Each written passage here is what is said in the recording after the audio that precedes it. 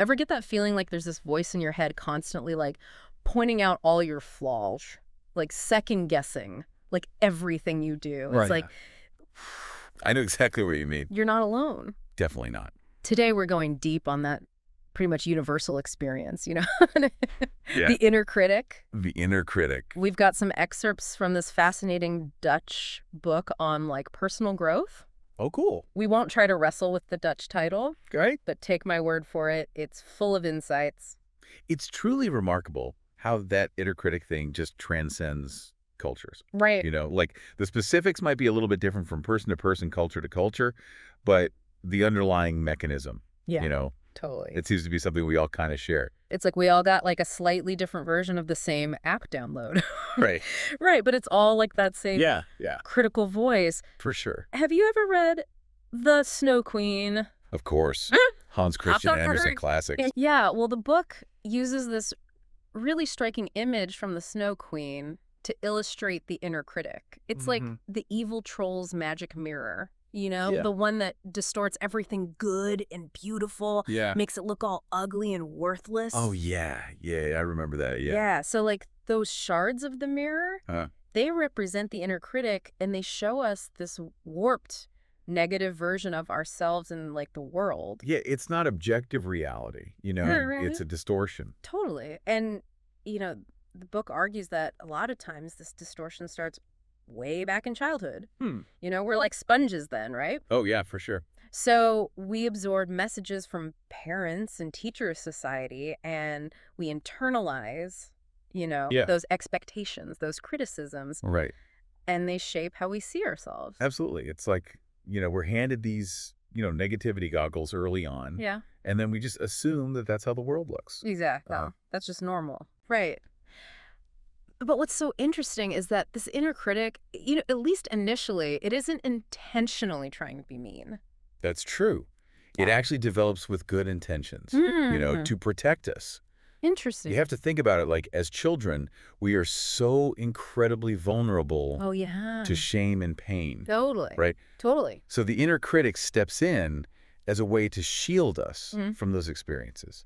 So it's almost like saying, if I point out all my flaws first, no one else can use them to hurt me. Exactly. Like a preemptive shame strike. Precisely. Interesting. But the problem is, you see, the critic often oversteps. Right. You know, it becomes this relentless source of negativity. Yeah. And then it holds us back and it undermines our self-worth. Wow. So what was intended as a shield, you know, ends up feeling more like a prison. To understand how it gets so much power, you know? Yeah. This book delves into the concept of sub-selves, like the different parts of ourselves that develop over time. So we have like these primary selves, the ones that we like strongly identify with. Oh, And then we have disowned selves, the aspects that we reject or try to hide. And which selves become primary, you know, is often really influenced by those early experiences. Okay. So, for example, you know, if you grew up needing to please others Yeah. in order to feel safe and loved, Right. you might develop a really strong, you know, pleaser sub-self. Makes sense. And this pleaser becomes this primary driver, Yeah. you know, and they might start suppressing negative emotions, prioritizing other people's needs. So in that case, like what happens to the other parts of who they are? They might end up disowned, Interesting. you know. So for the pleaser, you know, parts like the angry self or the vulnerable self, you know, Right. these could be pushed down because they don't align with the need to, you know, maintain a positive environment. Yeah, they keep everyone happy. Exactly. Right. Yeah. And here's where it gets really interesting. You know, the book argues that these primary selves actually become the rules that our inner critic uses to judge us. Interesting. So let's say, for example, your primary self is the pleaser. Okay. So anytime you assert your needs Yeah. or express anger, Right. your inner critic might come in and be like, wait, that's not how a pleaser acts. You're doing it wrong. Exactly. And that's how those internalized rules really take hold Wow. and become weapons for the inner critic. You know, Yeah. what's important for our listeners to think about is, you know, Mm-hmm. where did their own inner critic's rules originate? Yeah, where'd they come from? Do they sound like echoes from childhood, Right. you know, from parents, teachers, or even like societal expectations? Interesting. You know, uncovering those roots can be a powerful step in understanding the critic's voice. It's like you're finally figuring out the source code for that critical app that's been downloaded into your brain. Yeah, exactly. But the book doesn't stop there. It goes on to explain how another sub-self emerges, and it's called the rule maker. Rule maker. And this one's all about establishing order and control. Okay. You know, dictating the right way to be and the standards we should live up to. It's the voice of should. Oh, yeah. And it provides the inner critic with this whole arsenal of rules to constantly evaluate us against. It's never a fair evaluation, is it? Rarely. It reminds me of a friend who always jokes about getting judged by her inner critic for enjoying a late-night snack. Oh, the classic nighttime snacking dilemma. Right. Totally harmless in reality, but not for the inner critic. not for that inner critic. Really? The book used this example to show how, a seemingly small action can become this source of shame and inadequacy when it's filtered through the rulemaker's rigid standards. Right. So let's say, for instance, someone grew up with a parent who constantly emphasized, that good people don't eat after dinner. So that seemingly arbitrary rule gets internalized, and then suddenly years later, a bowl of cereal at midnight becomes a moral failing. It's no longer about the snack itself. Right. It becomes a judgment about, their worthiness as a person. Wow. Because of the rule that their inner critic is using to evaluate them. It's like a masterclass in distortion. It really is. So we've got this critic that's built from our childhood experiences. Yeah. It's armed with this set of rigid rules. Uh-huh. And as we'll explore, coming up, this critic can have some serious consequences for our lives. Absolutely. Especially in how we see ourselves. Yeah. And interact with others. For sure. Welcome back. So we've been peeling back the layers of the inner critic, tracing its origins back to those early experiences, internalized rules. But it's important to remember that, this isn't just some harmless background chatter. The inner critic can have a profound impact on our lives. Oh, absolutely. It's like having this negativity vortex, swirling around in your head 24/7. It's exhausting. It is. It's exhausting. Yeah. The book connects a hyperactive inner critic to a whole host of issues. Oh, for sure. Not just low self-esteem, but also chronic anxiety. Yeah. Even depression. Absolutely. It can keep us stuck in these self-sabotaging cycles. It really is amazing how much power we give this voice. It is. One of the most damaging effects the book highlights is the role of the inner critic in generating toxic shame. Okay. Toxic shame. Yeah. That sounds pretty intense. Yeah. What exactly does that mean? So it's different from guilt, Okay. which is about a specific action, right? Toxic shame is this deep, visceral feeling of being fundamentally flawed, unworthy of love and acceptance. So it's not about what you did, it's about who you are. Precisely. Wow. And when the inner critic, is constantly hammering away at your flaws and your shortcomings, it creates this pervasive sense of shame. Right. That is just so difficult to shake. It's going to impact everything. It does. It impacts our relationships, our careers, our overall well-being. Speaking of relationships, Yeah. the book talks about how the inner critic can just wreak havoc in that area of our lives. Absolutely. If you're walking around feeling fundamentally flawed, it's got to be pretty hard to let people really see you. It is. You're constantly on guard, waiting for the other shoe to drop. Yeah. The judgment to come crashing down. Waiting for them to figure out that you're a fraud. Exactly. The book uses this case study, Anna, to illustrate this. Okay. So she's a woman who grew up in an environment where approval was conditional. So she was constantly having to perform to earn love and acceptance. Makes sense. And this really shaped her inner critic, making it hypersensitive to any perceived judgment or rejection. Oof. Yeah, especially in romantic relationships. Oh, especially, Yeah, those are the ones where we tend to be the most vulnerable. Exactly. So how does this play out for Anna? So imagine this. Anna meets someone she's really drawn to. Okay. Things are going well. But then her inner critic jumps in. Uh-oh. Whispering things like, he's going to find out you're not good enough. Oh. He's going to leave, as soon as he sees the real you. Right. So instead of enjoying the connection. Right. She's trapped in this cycle of fear and insecurity. It's like a self-fulfilling prophecy. You're so afraid of being rejected, you end up pushing people away. Yeah, or sabotaging the relationship. Exactly. She might become clingy, constantly seeking reassurance, or she might withdraw.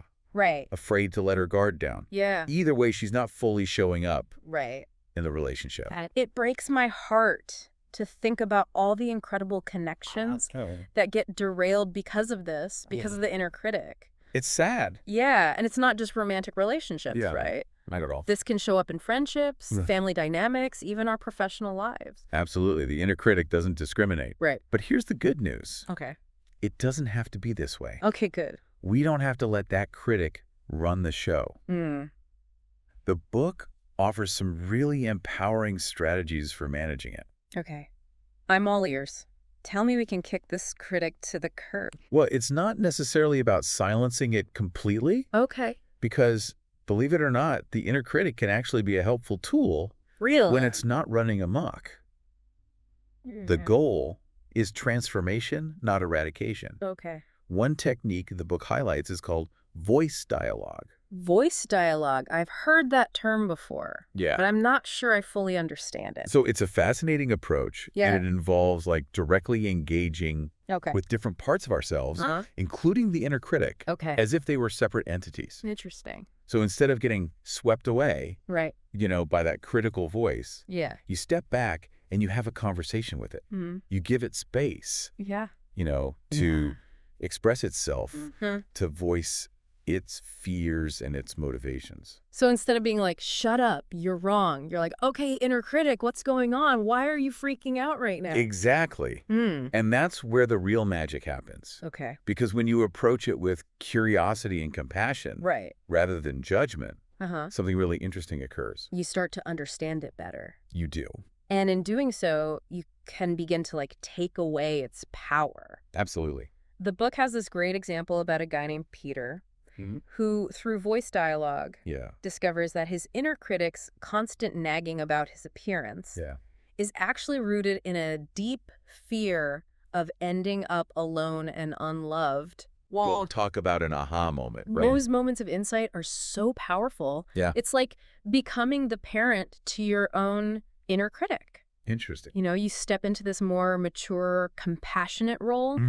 Instead of letting that scared, critical voice dictate your actions, you offer reassurance and guidance. So you're saying, hey, I hear you, I understand your fear, but it's okay, I got this. Exactly. And that shift in perspective, that willingness to listen and understand can be incredibly transformative. There's so much wisdom in this book. There is. And we've only just scratched the surface. We have. So in part 3, we're going to explore even more strategies for taming the inner critic. Yes. And how this work can lead to a more creative and fulfilling life. Welcome back to the Deep Dive.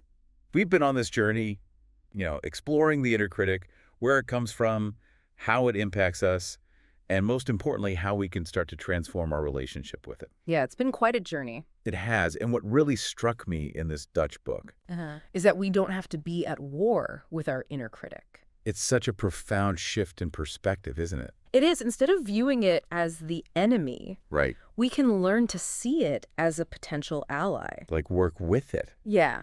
Instead of constantly battling against it. Exactly. It's not about silencing that voice completely. Right. It's about shifting it from being a relentless attacker to more of a supportive presence. Right. And to do that, we have to learn its language, understand its fears, and ultimately its needs. Meet its needs in a healthier way. Right. And if we can do that, the critic can become less reactive, less critical. For sure. Instead of constantly, criticizing our choices, it might offer helpful feedback or even encouragement. Like a cheerleader almost. Yeah, right? Yeah. The book gives this example of someone whose inner critic always used to say, you're a failure, you'll never amount to anything. Oh, yeah, the classic. Yeah. But after doing some of this work, that same critic might say, hey, maybe that approach didn't work out as planned, but what if you tried this instead? Yeah, it becomes a guide rather than a saboteur. Right. It's fascinating how that tone can shift. It is. Once we kind of figure out what's driving that criticism. Like, what are the underlying fears? Right. And what was once a voice of fear and judgment can become a voice of growth and possibility. It really is amazing. Now, the authors are realistic, Of course. They say, this is an ongoing process. It is a process. There will be times when that critic roars back to life, right, trying to pull us back into those old patterns, Those old negative thought patterns. Of self-doubt and negativity. It's like any relationship, it requires attention and care. It does. There's no quick fix, no magic formula. Yeah. Right. But the more we practice these techniques, the more skilled we become at recognizing those patterns and choosing a different response. Exactly. And we're not at the mercy of that voice anymore. We have a choice. We do. And that is so powerful. It is. And the rewards of doing this work, according to the book, are pretty remarkable. They are. Greater self-acceptance, healthier relationships, a more fulfilling life overall. It really does open up a whole new world. It does when you're not constantly battling yourself. When you can quiet that inner critic. It frees up so much energy. It does. Creativity when we're not stuck in that cycle of self-criticism. For sure. And that's when we can truly tap into our potential and start creating the lives that we want. Because we're all capable of amazing things. We are. But that inner critic, it can be a real creativity killer. Oh, absolutely. It's like having a sensor sitting on your shoulder, Right. Just shutting down ideas before they even have a chance to form. Yeah, those negative thoughts can be so insidious. But when we learn to manage that critic, we unlock this wellspring of creative energy. We do. We can pursue our passions, take risks, express ourselves more fully. You reclaim your authentic self. It's beautiful. The self that was always there just waiting to be expressed. So well said. As we wrap up this deep dive, I want to leave you with one final thought. Okay. What's your inner critic saying right now? What can you, as the wise and capable person you are, do to understand its fears, meet its needs in a healthier way, and maybe even transform it into a force for good in your life? It's a journey, for sure. It is, but it's a journey that can lead to some incredible destinations. To a more authentic, joyful, and fulfilling way of being. Absolutely. Well, thank you so much for joining us. Oh, thank you. On this deep dive into the inner critic. It's been a pleasure. We hope you found it insightful and maybe even inspiring. I hope so, too. Until next time, keep exploring, keep questioning, and keep diving deep.